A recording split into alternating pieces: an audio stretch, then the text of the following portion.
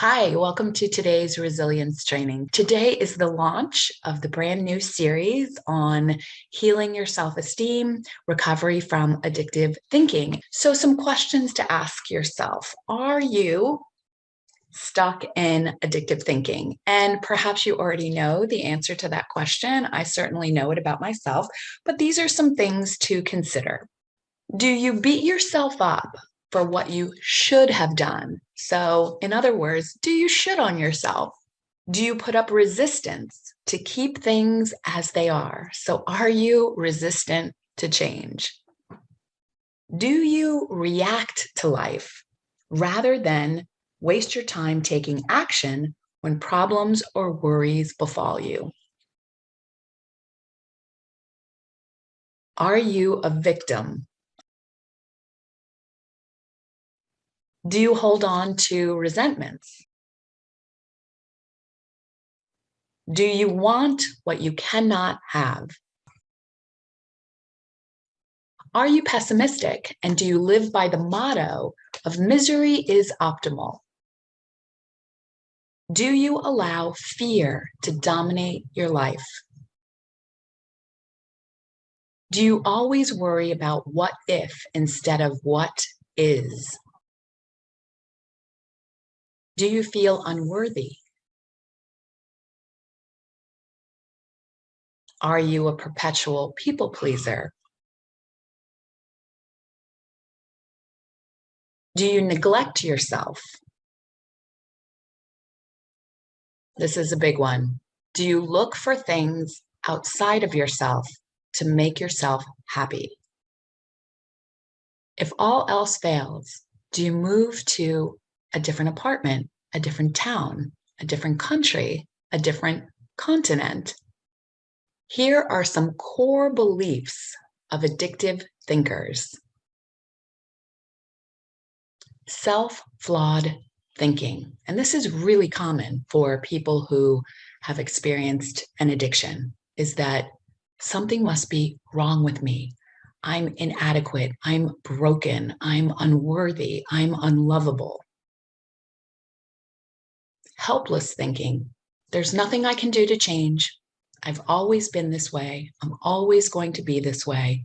I'm destined to be exactly as I am. Pessimistic thinking.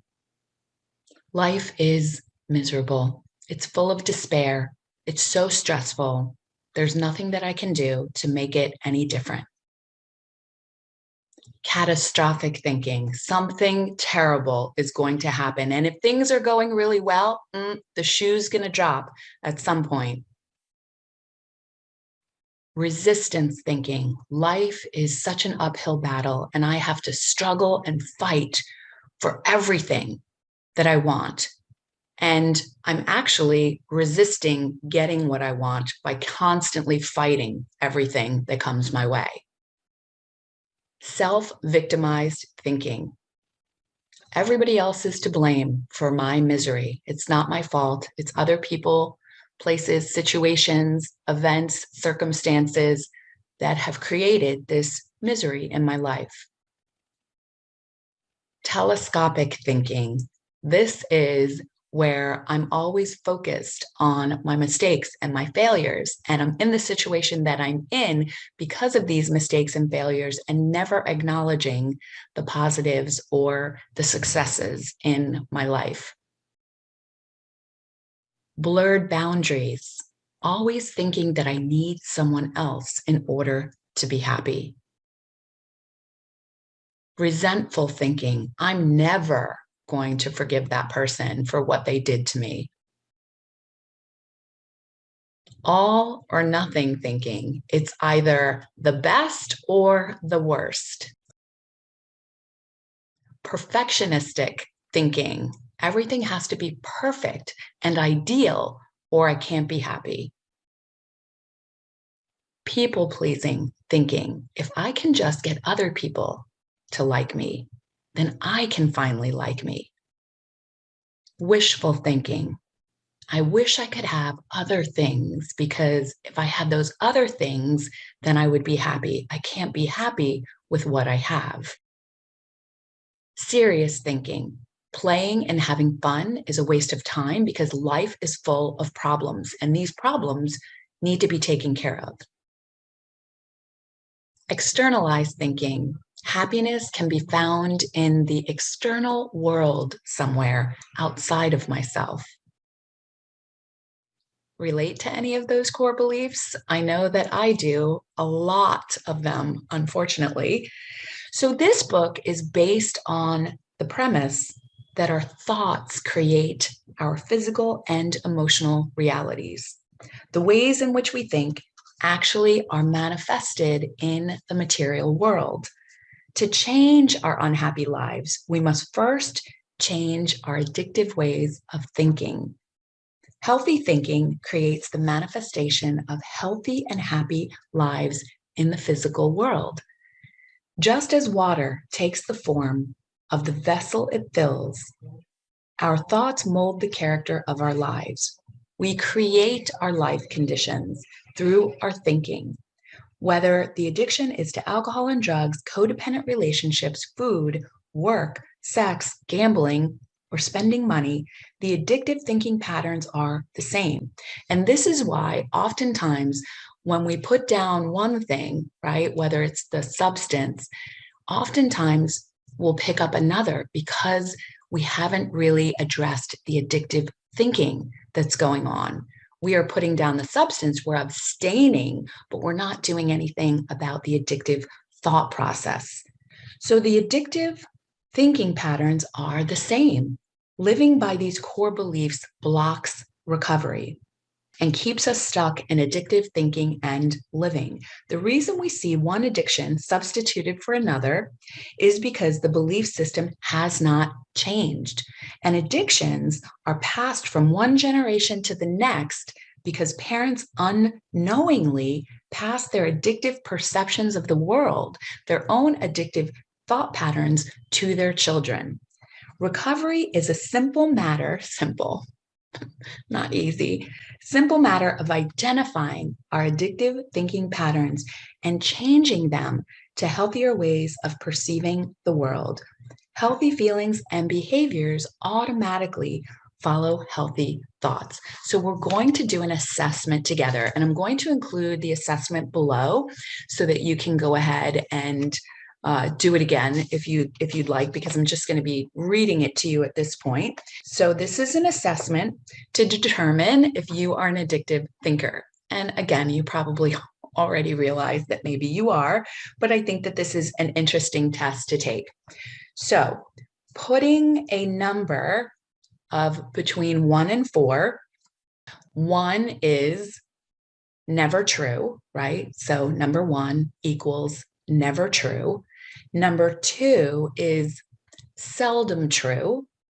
Number 3 is often true, and 4 is always true. So we're going from 1, which is never, to 4, which is always. So 2 being seldom and 3 being often. Okay, ready? Here we go. Number 1, I am afraid to let other people get close to me.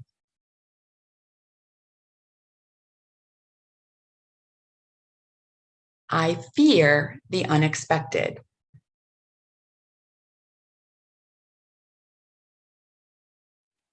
Number 3, I look for the flaws instead of the shine in most situations. So this is going to be very different for me than it would have been in my early recovery phase. I'm just kind of like noticing that, like thinking back, like, okay, how would I have answered this early on? Much differently. Number 4, I feel unworthy of other people's love. I feel inferior to other people.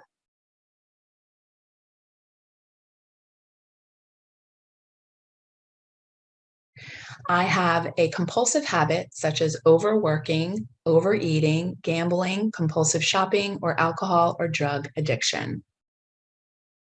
I neglect my own needs in favor of caring for the needs of others.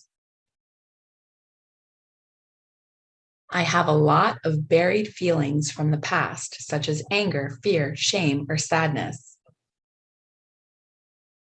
I seek approval and affirmation from others through people pleasing, perfectionism, or compulsive overachievement. I take myself too seriously and find it hard to be playful and have fun. I have developed health or physical problems due to excessive worry, stress, or burnout. I have an overpowering need to control.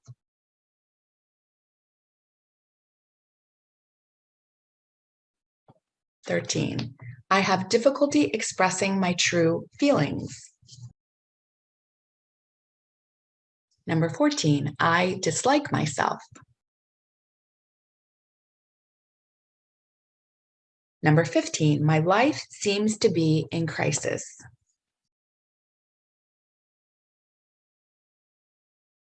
16, I think that I am a victim of life.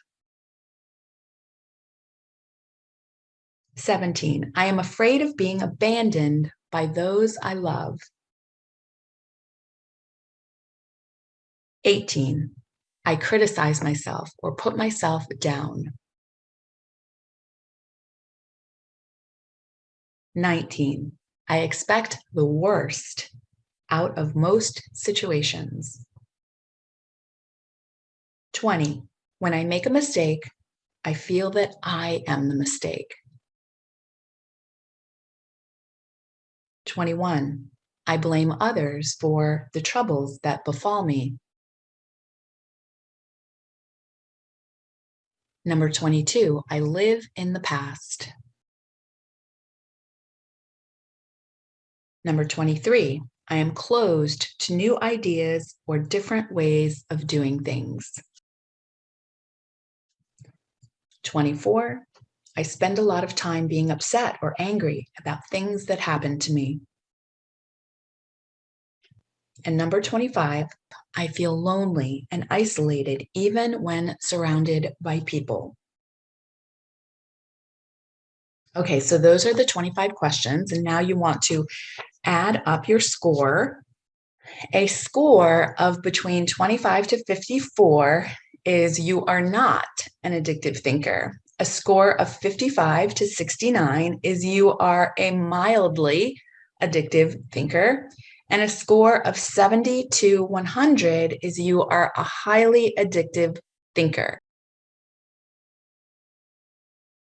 So I scored in the area of 25 to 54. And I think the only reason, because if I had been filling this out in early recovery before I experienced all of this healing, this journey that, of course, I'm still on every single day, then I would have scored a lot differently. And this is the type of thing, for me at least, I believe that if I'm not constantly feeding my brain, feeding my mind with this information, that I can quickly revert back into addictive thinking.